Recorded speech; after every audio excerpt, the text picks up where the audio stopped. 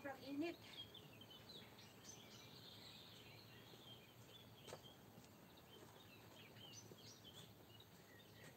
Andyan pa ba kayo? Huy, grabe ang init dito sa amin.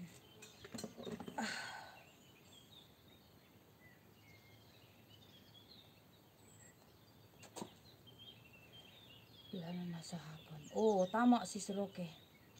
Sana ba yung link na binaba mo si Roque? Ipipin ko ha. Pero hindi na rin ako magtatagal.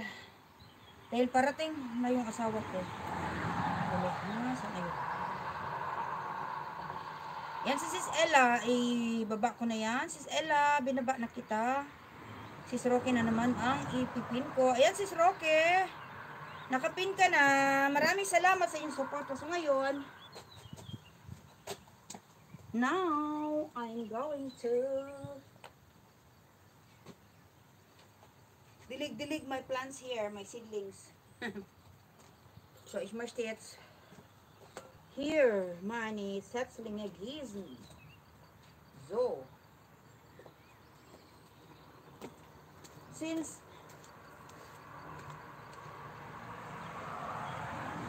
bukas na yung ano namin, yung water pump namin, ay itutuloy ko na lang ito.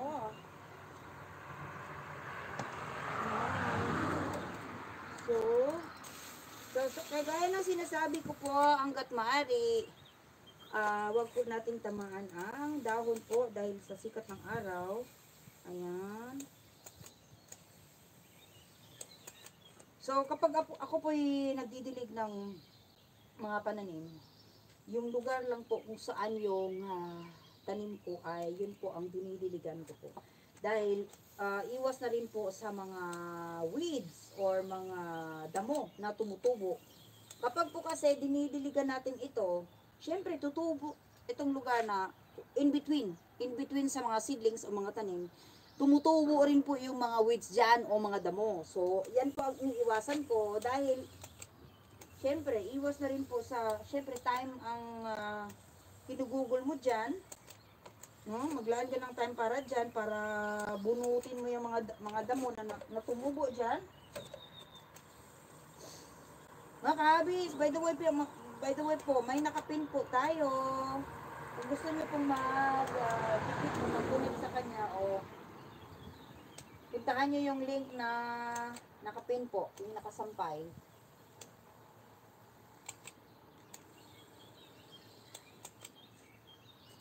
So mga habis, mag-highlight na ako ha. Dahil mag-i-end na po ako ha, dito sa aking live streaming. So ito, tingnan nyo, dami kong chives, schnittlauch.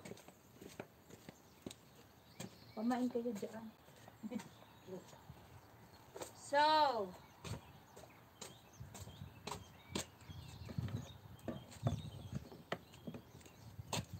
mag-highlight na catch. Saan ba si highlight? Highlight, where are you?